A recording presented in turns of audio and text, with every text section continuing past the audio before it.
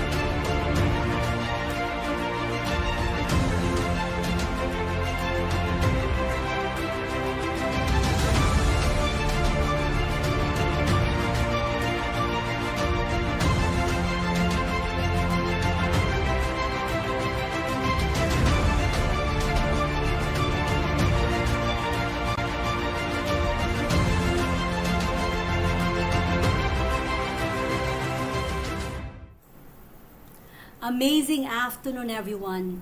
Welcome to Hero Ed TV. Improvement is a battle that must be fought anew each day. Hero Ed TV is the official Hero Summit TV station broadcasting to the internet. It carries original weekly series of live conversations and interviews hosted by yours truly. I am the founder of Hero, and with the dynamic support from Mr. Nikhil Chopra, President of International Partnerships, with the unbridled Hero members coming from the academe and coming from the different regions of the world. In our world of global e-commerce, it is generally thought to be a truism that those countries that possess more advanced technologies and incorporate such technologies into the national fabric of everyday life will invariably emerge as the economic powerhouses of the future educational technology of the future. And educational technology is both power and prospects. And cultures that shy away from widespread technology adoption often first curtail their national competitiveness and then their standard of living.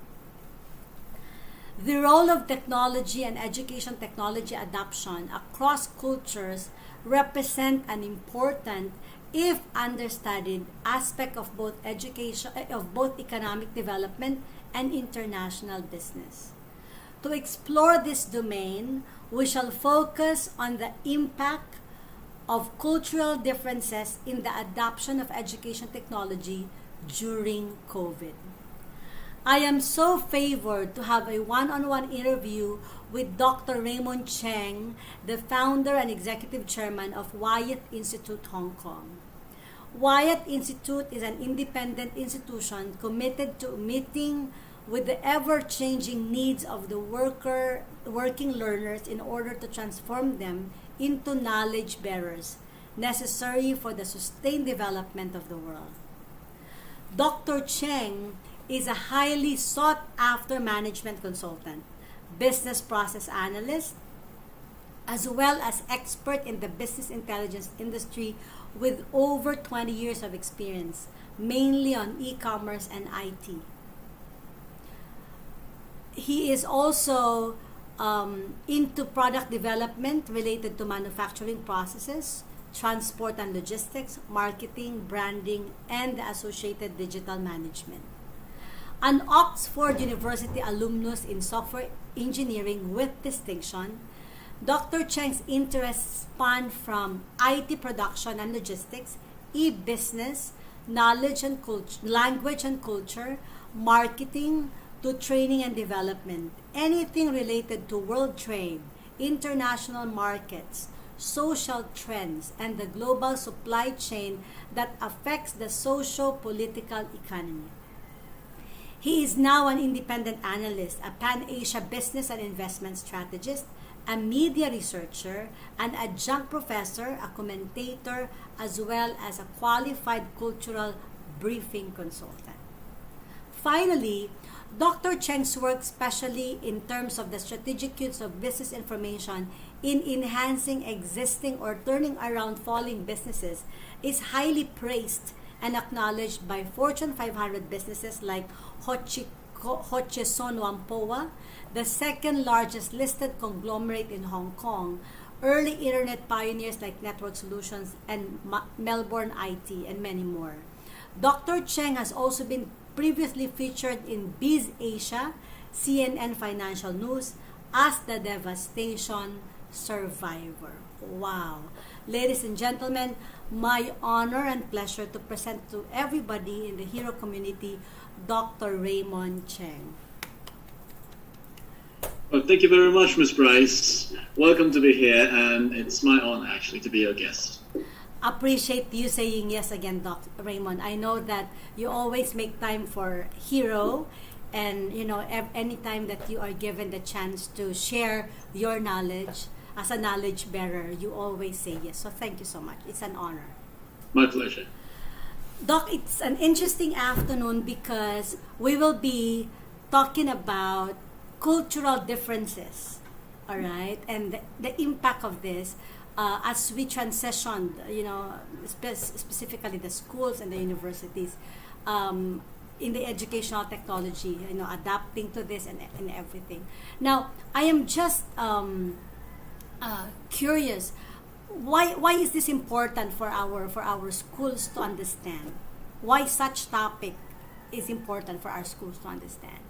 Well, put it this way. If you look around the world, what happened right now with the COVID thing is that of course, different places do exhibit different cultures. But the thing is, if you look at culture and if you look back into the cultural theories from, let's say, Gert Hofstede, you'll see large power distance communities and small power distance communities really performing very differently under COVID-19. Yes. For instance, if you look at places like China, where, try to imagine this, they are requiring basically everybody to install something that would track wherever you go, and record whatever you've done, record whoever you've met, and basically there's, I wouldn't say no privacy, but put it this way, is that this is something that the Western world would normally not do. But in times like these, I mean COVID-19, it really is important that we do have to have a way to track people. Well, we're trying to do that in Hong Kong as well. I mean, the Hong Kong government is trying to do that as well. But they are, I wouldn't say they're very much successful in that sense, because people in Hong Kong are still quite worried about being tracked. And because of that, we are still, we're having quite a number of confirmed cases every day. And if you look at it from this kind of a perspective, well, education, I guess we all wanted our face-to-face classes back as soon as possible. Now we're doing Zoom classes, just like the one that I'm doing right now with you. I mean, Zoom meetings, Zoom everything. I would rather shake hands with you in person and be talking with everybody. I mean, in a place where we can gather, meet, shake hands, well, things like that. But now we are forced to do the Zoom thing. Why? Because we can't contain that COVID thing. And if you look at that, when we have to fight this kind of a battle, we do need a very high power distance culture in order to fight that. And everybody would have to sort of give up a bit of the privacy just to let the scientists to be able to trace and track the virus. But right now, because of, various issues and people are not willing to do that, and look at what's happening in the UK and the US. Well, they're having huge numbers of confirmed cases, right? So it's sort of like a difficult question whether you want freedom, absolute privacy versus COVID-19. So what are you going to do? I mean, like in the schools, are you going to track each and every one of the students? And like in universities, they would say no. A lot of students would say no. A lot of professors would say no. And even for me, I would sort of hesitate. But when you try to think of it the other way around, are you going to let this grow? Even when we have the vaccine, it's going to take time. And the longer it's going to take, the more hurt is going to be there. I mean, for not just the society, but the whole world. So that's why we had to look at the culture, because it really boils down to how fast, how soon we can contain the virus in a way, and how soon we can go back to our normal lives. Will there be a normal life like how we used to have? Well, I think so. I think so. Are we going I back think so. there? I mean, scaling back there, or maybe? Well, put it this way. Well, those who've been through the Spanish flu back in the early 1917, well, they managed to get through, and look, we all sort of have the antibodies. I mean, with the flu, but the thing is, now we're going through the same thing, and we're experiencing the same kind of psychological barriers. Are we going to do that? Are we going to do that? Right. But back then, there was no such thing as well. I wouldn't say no such thing, but we are not that concerned about privacy. So we're so disciplined. We don't mind being tracked, or if we have to report where we're going to go, it's okay. Right. Well, try and imagine this.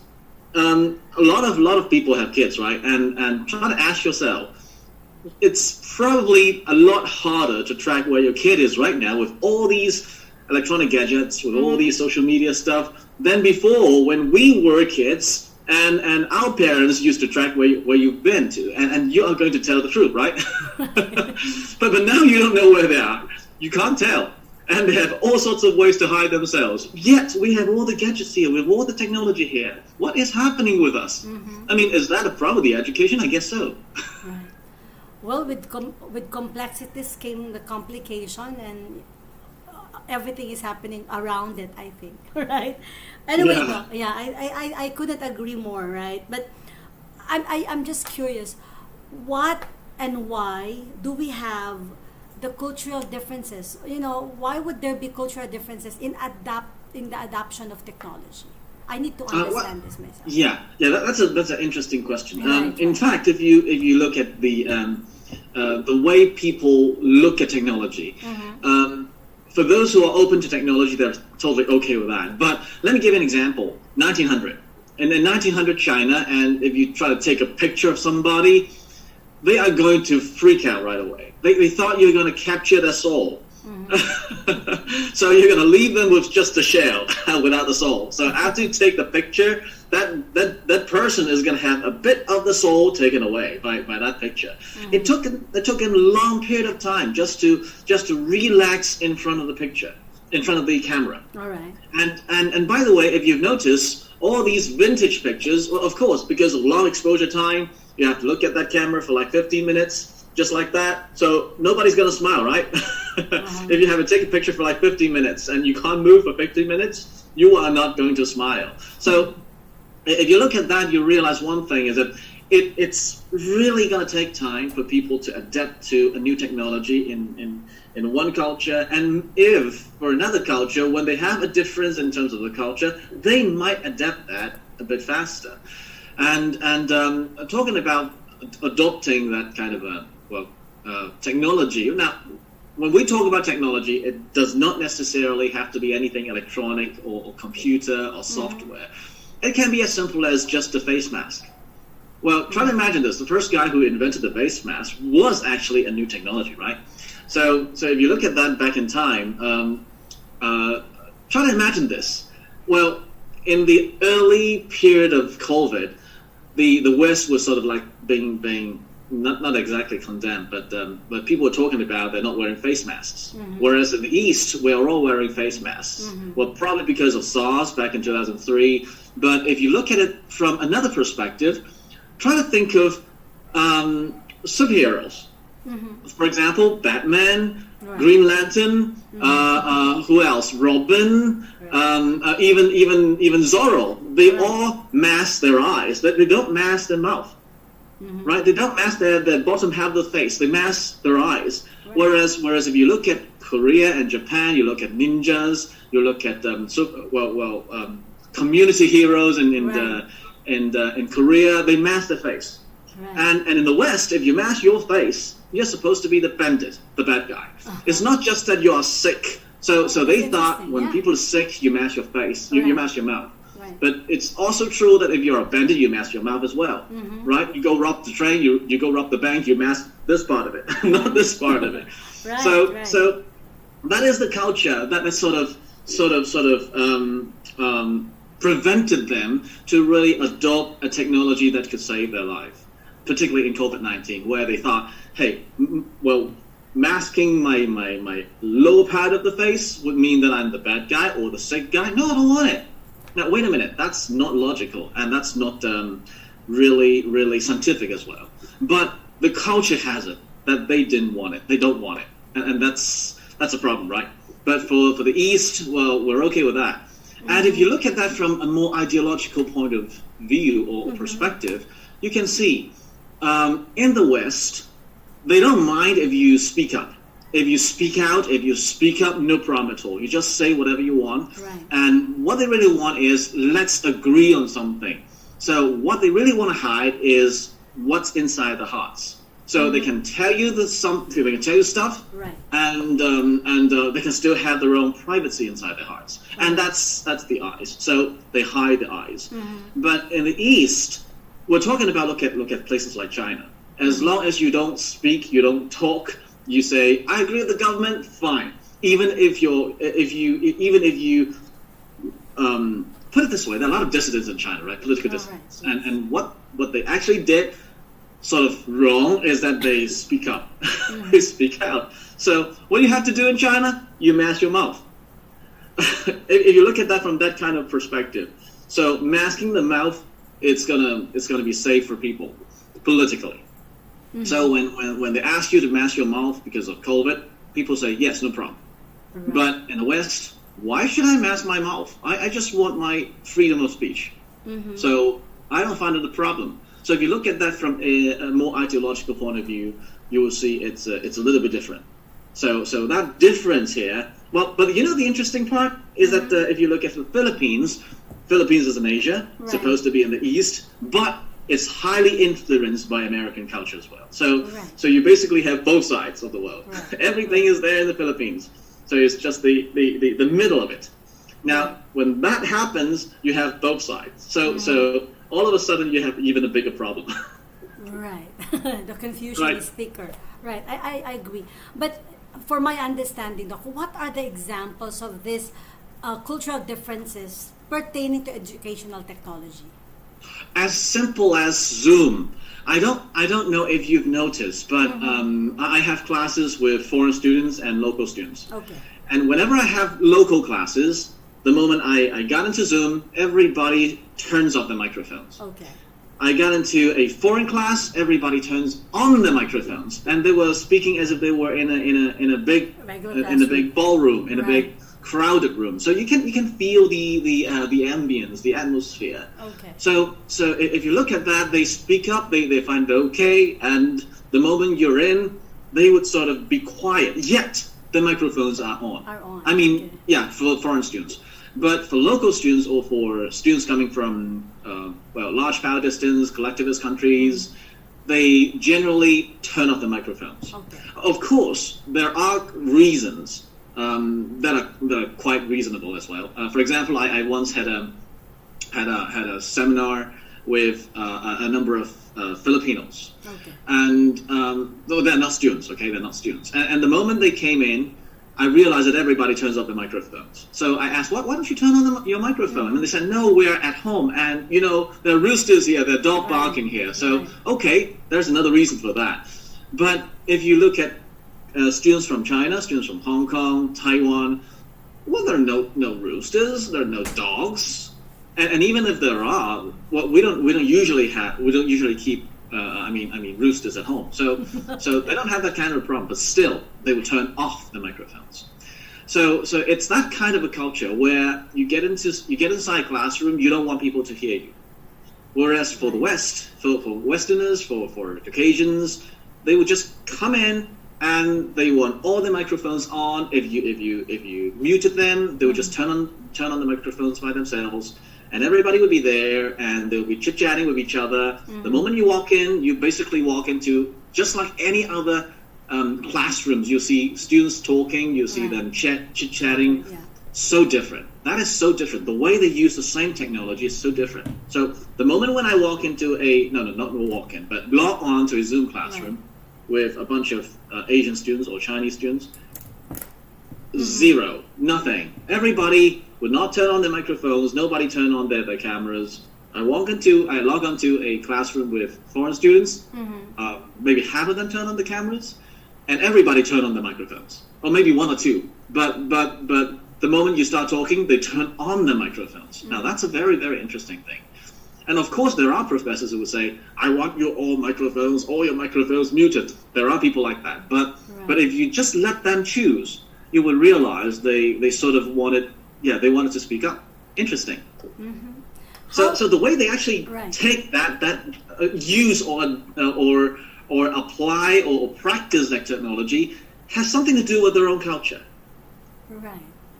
That's a good realization. But how do these differences impact us? Well, just like what I said earlier, look at what happened in the US, UK, and then Italy, for instance. Well, there are good things about the culture, and of course there are bad things. Well, there's nothing, nobody's perfect. So when you have a small power distance, individualist society, where you go into the Zoom classroom, you turn on your microphones, you turn on your cameras. The same thing happened when you go out, you don't wear your face mask. Right. I'm still getting used to the face mask at this time. Even, I'm still getting used to wearing one myself. Right. But for them, it would be quite an issue for them to wear the face mask. So you really have to, if you look at that from the legislation point of view, whenever you have a small power distance individualistic country, having stringent laws may not work all the time. Let's say Joe Biden is saying everybody will have to wear a face mask. Right. But the problem is with an individualistic society, they decide on their own whether to abide by the law or not. So if they think, no, this is not right, they'll just take off their masks. Whereas in places like China, a high power distance collectivist country, the moment you have stringent laws saying that if you don't wear a face mask, you'll be fined 10,000 Chinese renminbis. Right. Everybody wears a face mask. Right. But then of course the other way around, if you don't have a very stringent law, everybody would not wear face masks. So it depends on the culture in terms of how they are going to abide by whatever regulations that you're going to set out. And when it comes to public health concerns, these regulations are really so important. So one of the key factors in this is how you're going to impose a regulation in a society. Let's say in a high power distance society, it's easy. But in a small power distance society like the States, the UK, Australia, Australia is doing a very good job actually. Yes. Canada, Italy, Austria. Well, these European countries, they are basically small power distance and individualistic. And you will see that they have lots of these problems simply because, for example, just the other day, I guess it was just last night or maybe the day before, there was a bunch of people in what was that? In Italy? I thought it was in Italy, right? Or Spain, who were all charged for holding a party. So try to imagine this. Party? Are you sure? Seriously? Now? No way. I mean, but for them, of course I need a party. I've been here for so long and I'm so bored, I need a party. I don't care if I'm going to be fined. Now, look at the difference between somebody from a culture that is individualistic, whereas somebody from a culture that is collectivistic, they'll say, no, I'm not going to go to the party.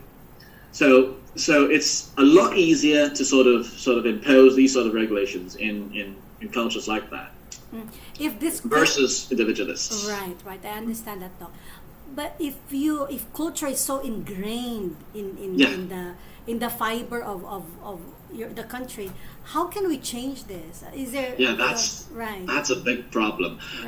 Well, two things. Either with time. So time can actually change a lot of things. All right. Let me just use that example that I had before with people taking pictures back in the 1900s. It took, I think, Chinese like 100 years or probably like 50 years just to find themselves okay in front of the camera. Right. Now that is not a problem with the West. So time can change. Right. And of course, instead of time, well, the other thing that would also change is education. So you have to let them know what exactly is happening, and they need to be taught this is no ordinary flu. and be responsible. Even if you don't have any symptoms, you can still infect others, and things like that. So that boils down to the education part. Right. So the two things, time and education. Time, education. That depends. If you don't have the education thing there, then you probably need the time. But you probably don't want the time thing right now because it's going to take years, if not decades, right? So you don't want that. But rather, if you do the education, then probably better and easier and quicker. So yeah, that's what I think.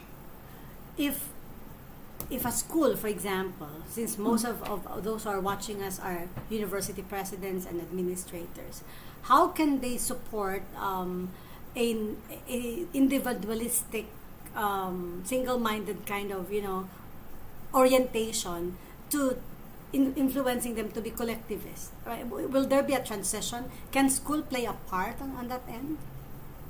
Well, put it this way.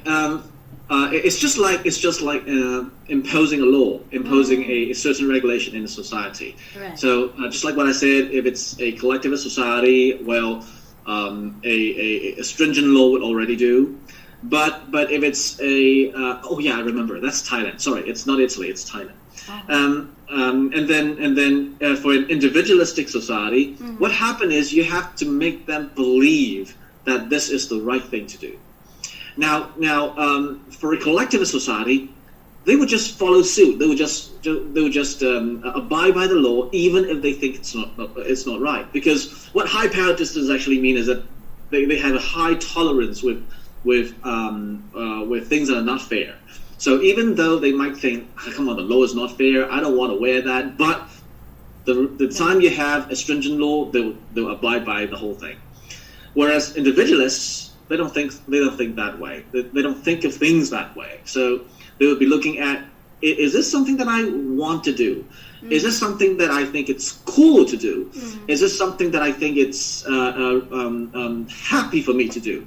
So the thing boils down to not telling them that, hey, everybody wears masks, so you have to wear a mask. No, because they're not going to follow suit. Come on, they're individualists, right? So they're supposed to be individualistic. So what you have to do, in terms of the education, is tell them why this is right and why not wearing it is wrong. And what we have to really tell them, persuade them using reasons, science, evidence, etc., etc. Instead of telling them, hey, if you don't wear your mask, you'll be fined. That's the worst thing to do.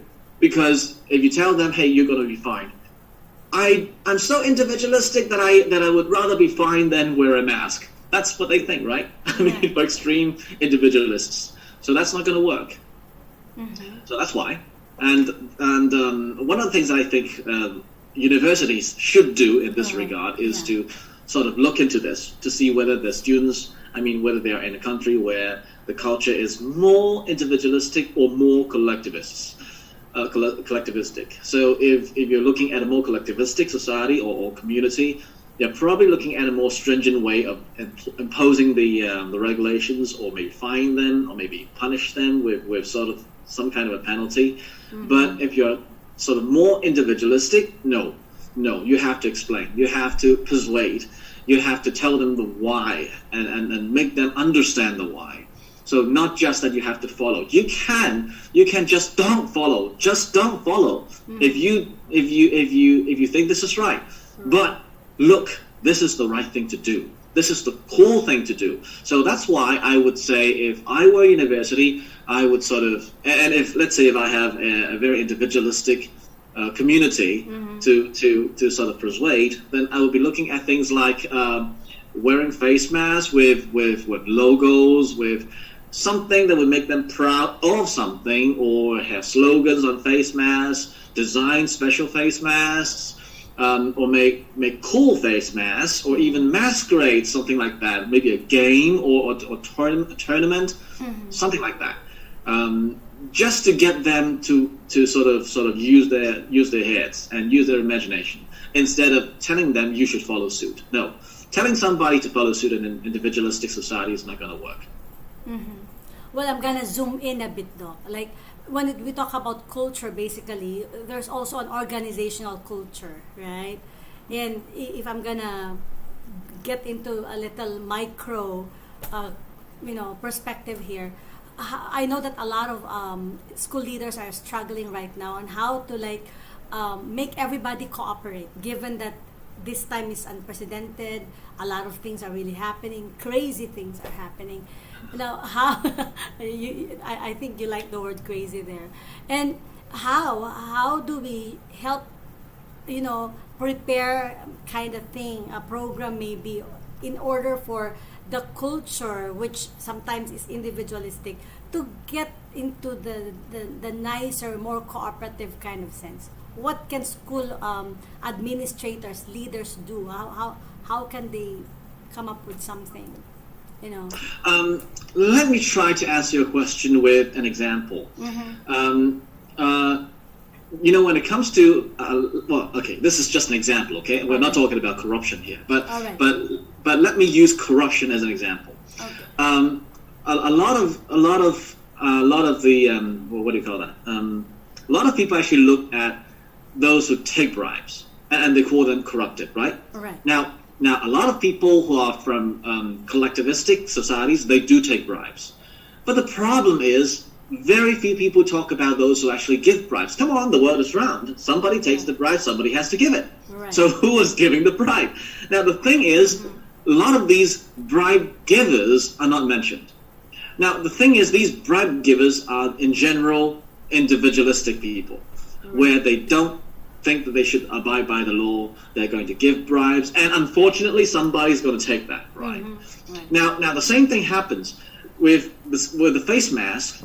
Somebody is going to abide by the regulations and wear the face mask because they are collectivists.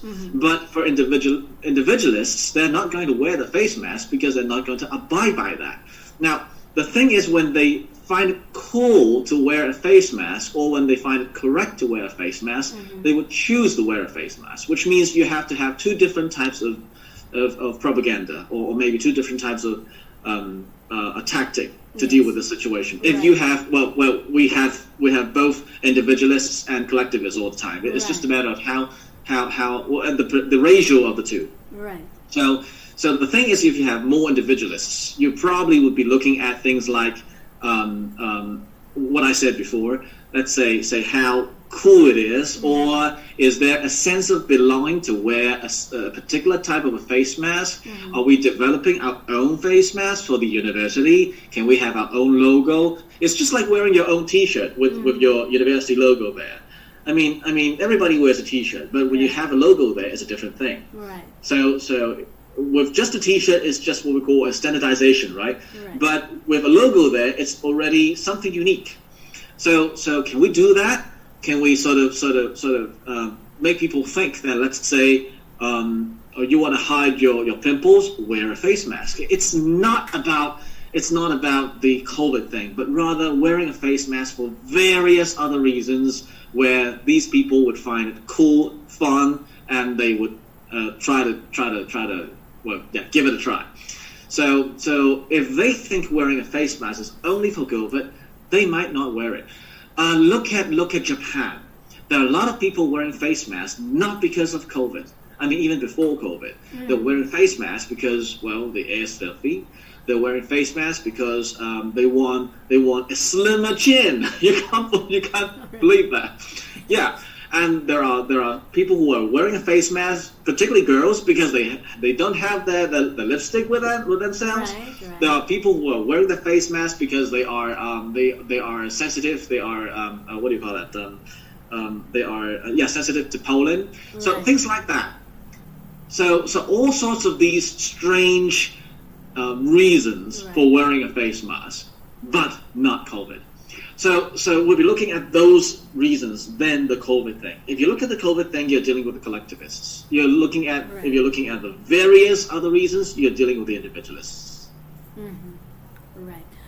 Doc, I'll segue a bit. I'm just interested to know about Wyith. Like, at this particular time, I know that Wyith had achieved a lot of things in terms of improving the lives of knowledge bearers all over the world, your position in different countries. How has your organization, positioned itself now in addressing the current situation and in helping the community that you serve? A little segue, Doc. I'm just interested. Well, put it this way: most of our instead of looking at the face mask thing, we're actually not looking at the face mask thing here, but rather we're looking at the participation thing, because a lot of people are saying they're so bored, they're locked down inside their houses and they can't go anywhere. So we're trying to give them the feeling that no, they can still get access to the world and be part of the world and still be able to talk to people without being isolated in a particular cell. You know, when you're in a Zoom meeting, in a large Zoom meeting with all these rectangular boxes, each with a certain person, it looks as if everybody is looking out from his or her own window in a huge building. Yes.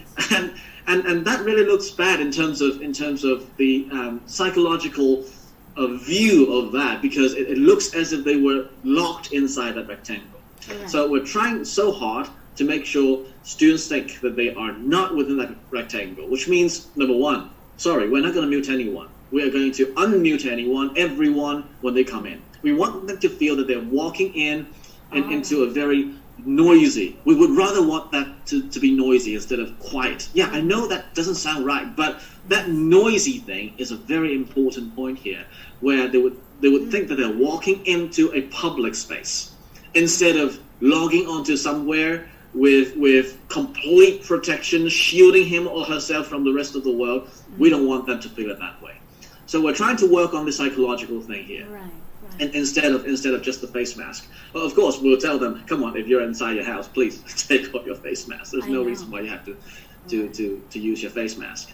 So that thing, I think it's more important than the face mask. I mean, when it comes to teaching, because we're talking about, Zoom classes, right? Right. So this is the psychological kind of preparation, psychological care is more important than anything, than peace and quiet or orderliness or whatever. I like that concept. Yeah, I think I like, because I'm more into, I do events. I do virtual events. I've done several from the time this COVID started, and my concern as an event organizer is it has to be perfectly quiet, or else, exactly. And all that. So that's a new point of view. My eyes is just open. Like, right, when I go to an actual event, there's noises from the kitchen, noises from everything, everywhere and everyone, right? But we are trying to recreate a space which is surreal, which is something like not real. So all the more that psych kind of dimension is not addressed. I like that. I kind of like that point though. Thank you. We're trying to give students that kind of feeling where instead of they're learning inside a classroom, which is an indoor classroom, they're learning in an outdoor classroom. So that's why it's noisy. That's why you hear roosters, you hear dog bark, you hear all sort of things. Instead of thinking them as, hey, it's noisy. No, laugh with the noise. Whoa, somebody's rooster is there. Hey, kill that rooster. Now that's more interesting. We're trying to, change that into something, change something negative into positive. Right. I call these roosters. Speaking of roosters, because I'm in the province right now. I'm kept here. I called it provincial symphony. That's how I started calling it. So if a rooster, comes in while I'm doing my Zoom and all of this, I would always say, hey, that's my provincial symphony right there. yeah, exactly. If somebody's rooster is gawking or is yelling or shouting, whatever, then just say it. Whose roosters? Hey, name it. Well, that's even more fun than to mute that student or to mute that participant, which is one thing that I don't want to do, because it's going to be some kind of an isolation. So you're basically shielding that person from the rest of the world by muting him or her, and that is really not very good. That's what we're doing here. Mm-hmm. So our classes should be noisy still. Yeah. I think so. I think so. I would rather them to be noisy, because then, for example, in some of my classes, I actually hear the students' parents talking. So I can pick up what they were talking, and we were making fun of Hey, your parents are talking about that. Come on, ask them to join us. You know what happened?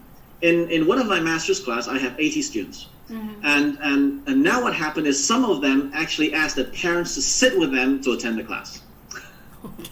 So instead of 80, we have 80 plus. Now this time is not like getting a train ticket where you are the parent and when you take your girls with you, it's +2, right? But now it's the other way around. Your girls are going to take you with them, so the girls +1. So that's interesting because now they're involving the family. They're involving their family members just to come and take a look at Raymond's class. Hey, what's happening with Raymond's class? What is this guy doing? Hey, I don't mind if he's not in my class or she is not enrolled in the university program. I don't mind as long as they are going to participate. Then the student, that would help the student to feel that now even my family is participating. I am no longer being shielded from the whole world. So that's what I want to do, and that is very fun. I find that very funny. And when I was talking to my students, I mean in private, I asked them, is it okay? Do you find this weird? And they actually tell me they love this. Well, they sort of never thought of having their parents sitting with them.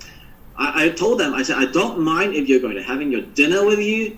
Well, because I have evening class for masters. Right. So I told them, I don't mind. Your whole family is going to be having dinner in front of the camera. I don't mind seeing you having your dinner. Come on. Even when I'm in face-to-face classes, I'll ask them, because, these people are generally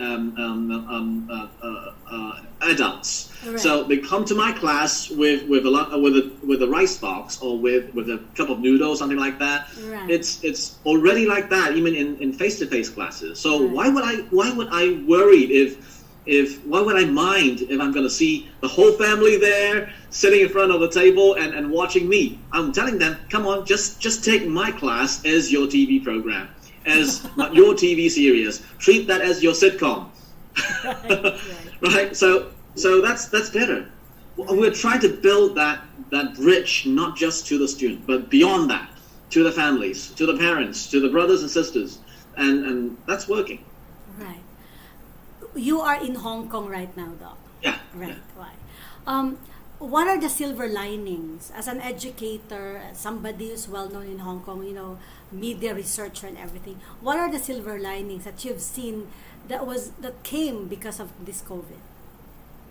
Come again. What are the silver linings Uh-huh. that came? That you've seen that surfaced up, right? With this COVID around your place. Well, put it this way. Before COVID, if you ask people to attend online classes or anything like Zoom, they'll say no. A big no. Right. And no matter what you do, they will think, online classes are not as good as face-to-face classes, are not as fun as face-to-face classes, are not as, you don't get involved that much as face-to-face classes. All sort of these comments. But now we have COVID and they're being forced to really try these online classes. They realize, there is a way for you to do the online classes just like the face-to-face classes. And there are things that are good as well. Because, for instance, now we have students from Hong Kong, from China, from all over the world, and they can actually do projects together. But before that, projects can only be done for students gathering in the same place, physically in the same place. But now they can have project partners from all parts of the world. Right. And all of a sudden they realize, this is the feeling of working on a project with somebody not around me, with somebody so far away. And I have to deal with that cultural difference as well. Right. All of a sudden they realize they need to communicate, they need to learn that thing, and that is something they didn't have before COVID. So if you ask what about the silver linings, I guess there are a lot, actually. There are a lot. Particularly when people, people are always stubborn. I mean, I'm not condemning people. Okay, this is not a bad thing. Right. But people are like that. They resist changes. So when they are being forced to change, they would actually see the nice side of it. So Eventually. all that we have to do is to bring up the positive part of it and make them see the good part of the whole thing instead of always dwelling on the negative side of it. We just have to fish for the third alternative, as they always say, right? Yeah, exactly. Right.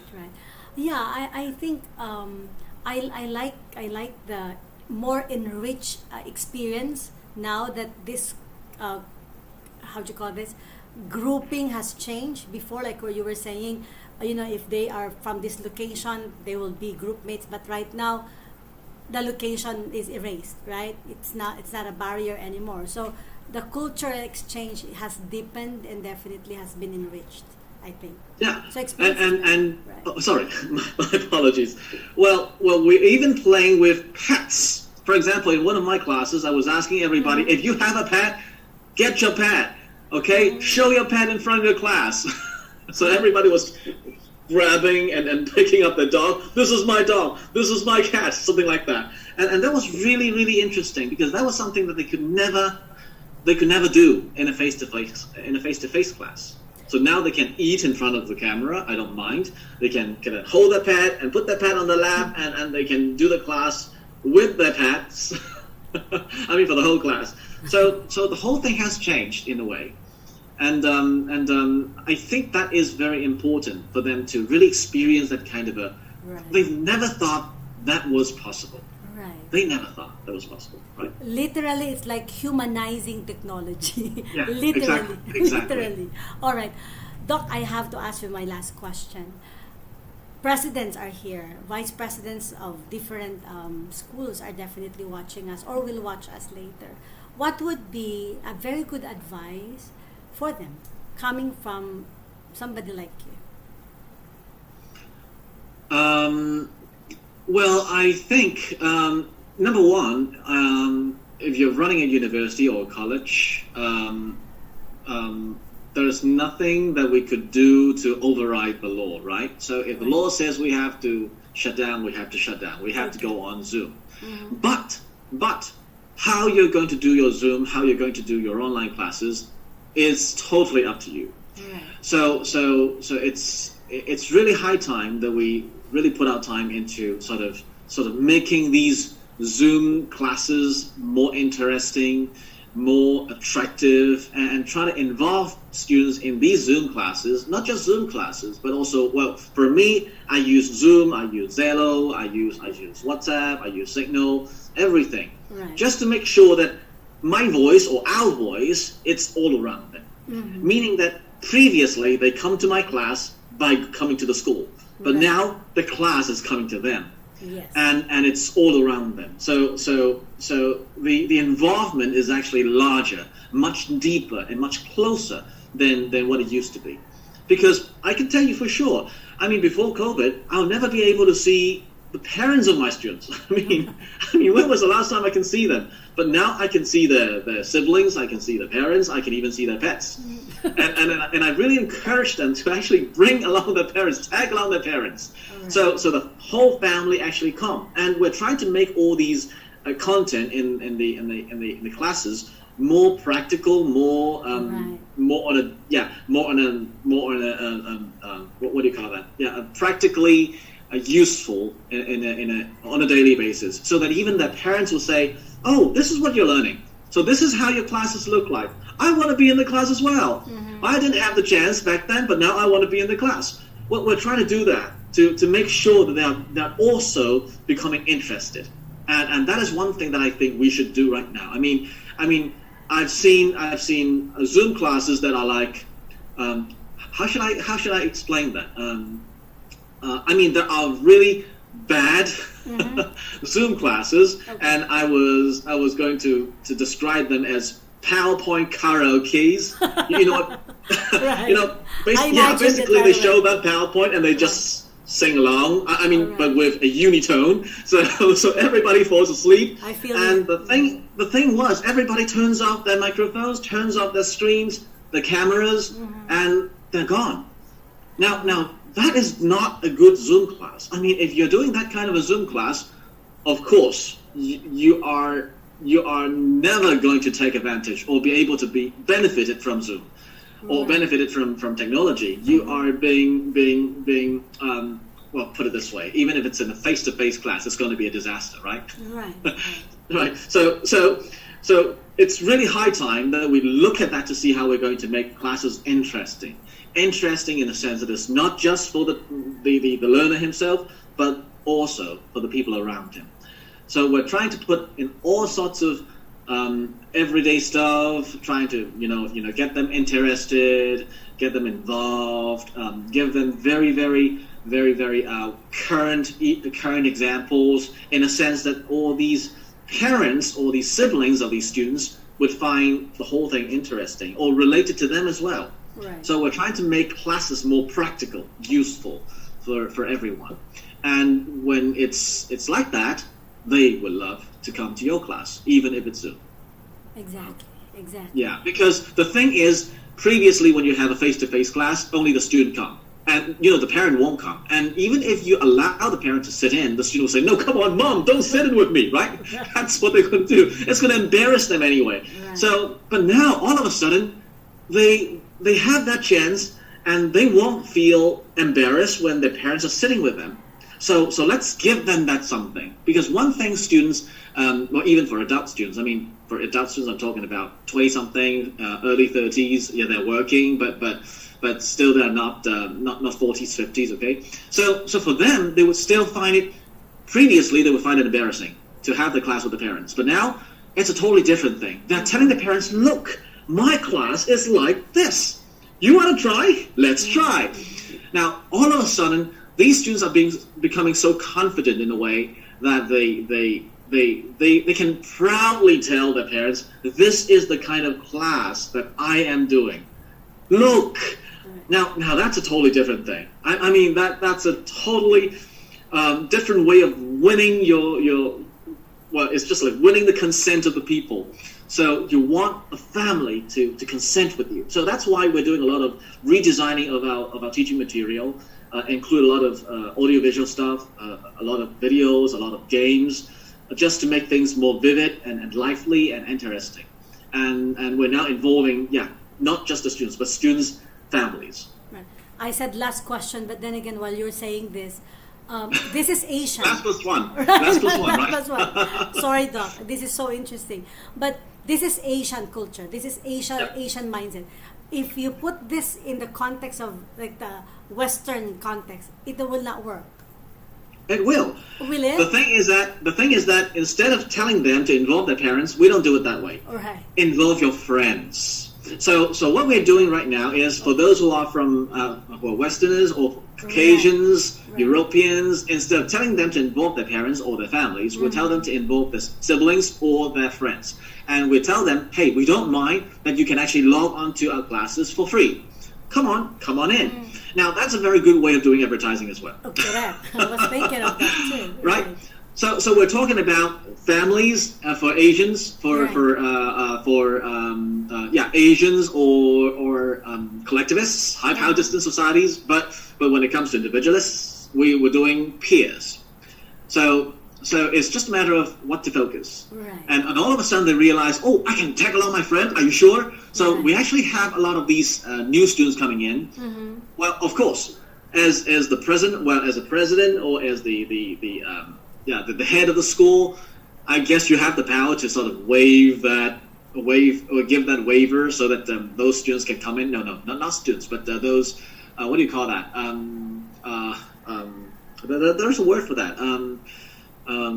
Auditors, right? Audit students. So those audit students can come in and sort of have a taste of what your classes look like. So we're doing this for not just for ourselves, but also for our partners. So we're trying to convert their classes into something more interesting, so that they can actually use and make use of this COVID thing to sort of, even further explore into the market. Because what happened is, previously, when you ask students, are you gonna get a new student for us? They'll say no. Mm-hmm. But now, the student is gonna get a friend to come in, and the moment they saw the class, that's interesting. I want to have this degree as well. Okay, then enroll.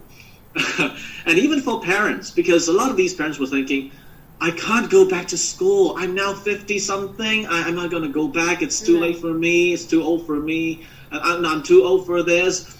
You know what that message we're sending out? That message is, you are never too old for anything. Right. Look, if you enjoy this with your kid, you can come and get your degree as well. So we're basically doing this not simply because we want people to be involved, to be participating, but we are also using this opportunity to sort of, market ourselves. Right. Wonderful. Thank you so much, Doc. I welcome. wish we have more time allocated for this time. But this is a wonderful reunion, because I remember the last time was somewhere in Manila. Singapore. Yeah, Singapore, I think. Yeah, Yeah. when you were our keynote speaker for our launch for the Hero Summit. But right now, can you imagine this? Normally, it will take me about months to chase you for a yes, but that was made shorter thanks to the current platform that we have. But listening to you, Doc, I felt that this cultural difference can really work to our advantage as well, right? Yes, if exactly. we know how to manage it, handle it, and as you said, fun, right? Yeah.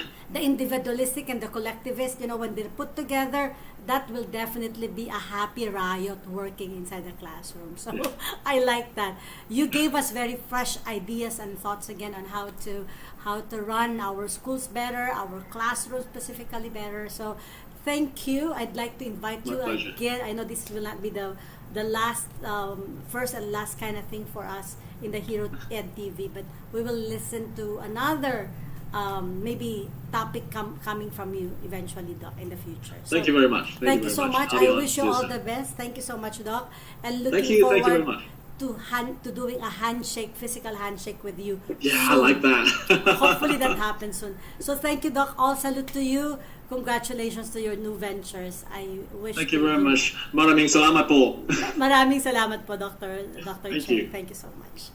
Ladies and gentlemen, please stand by, because we will be having a MOA Memorandum of Agreement signing with Bayan Academy. We will just be having a little break, and when we come back, you would be witnessing a virtual ceremony signing with Bayan Academy. Stay tuned. Thank you.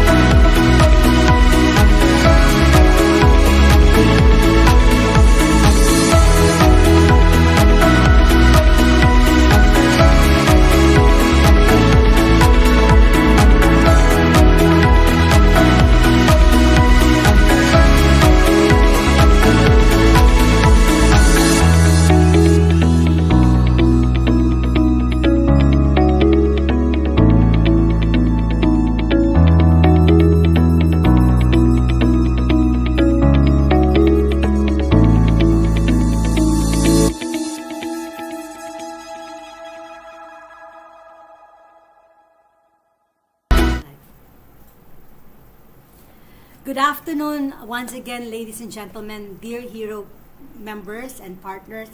We are so fortunate because today is our ceremonial virtual signing to include everybody and to make everybody know that Hero is now an official partner of Bayan Academy.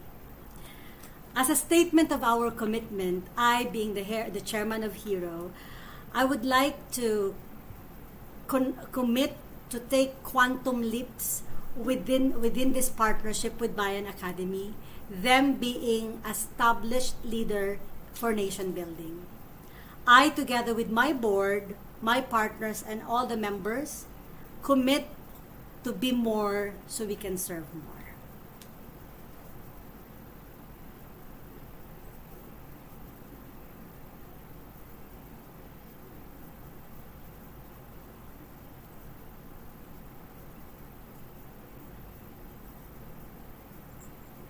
Education is a gift that keeps on giving. It's one of the most important pillars of Bayan Academy in uplifting the lives of many Filipinos from the ground up. We have been designing, developing, and delivering educational technologies for the grassroots up to the professionals through our non-degree technical and management programs to degree courses in partnership with degree granting institutions like Ateneo Graduate School of Business. With the pandemic, we successfully pivoted our educational training programs via online using the Bayan Academy-based learning management system. We were able to create the original content for our LMS, and we are now ready to democratize this in partnership with Hero. On behalf of Bayan Academy, I commit and sincerely thank Dr. Bryce and Sir Nikhil for this opportunity of helping Filipino communities overseas and for the academy to adapt to the new evolving normal in education. Thank you very much. We will now show everybody the signed Memorandum of Agreement. With me, ladies and gentlemen, are Sir Carlos Sagon, Miss Rachel Carlos, of course, our Director, Mr. Philip Felipe, and our President for International Partnership from the Hero side, Mr. Nikhil Chopra. So you are now seeing a signed Memorandum of Agreement. All right, that's it. Thank you. Our signatories were Professor Francisco Bernardo, yours truly, Mr. Philip Felipe, Mr. Nikhil Chopra.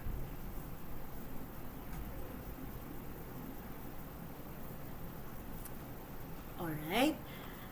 At this juncture, ladies and gentlemen, we have requested our President for International Partnership to give us the final message. Sir Nikhil Chopra, please.